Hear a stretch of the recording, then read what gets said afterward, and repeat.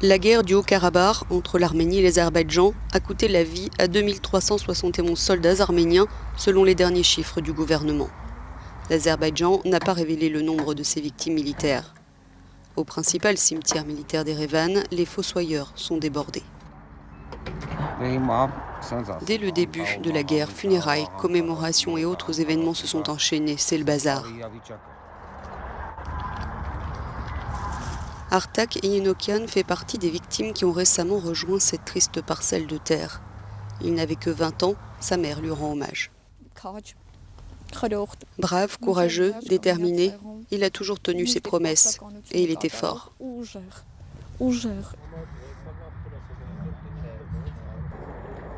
Pour les vaincus, le deuil est particulièrement amer. Je suis contre la guerre en général. Je pense qu'elle aurait dû être arrêtée dès le début.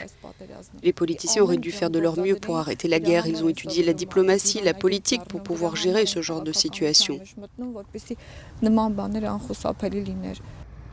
Dans un bureau du ministère de la Défense du pays, l'afflux de familles à la recherche de leurs proches disparus est constant.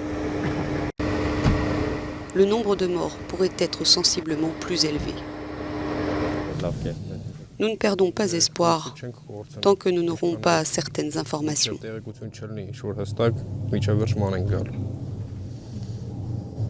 Zaroui Evazian recherche son fils, dont elle n'a pas eu de nouvelles depuis près d'un mois.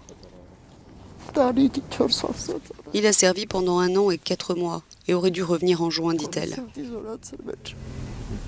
Elle blâme l'élite politique arménienne pour le sort de son enfant.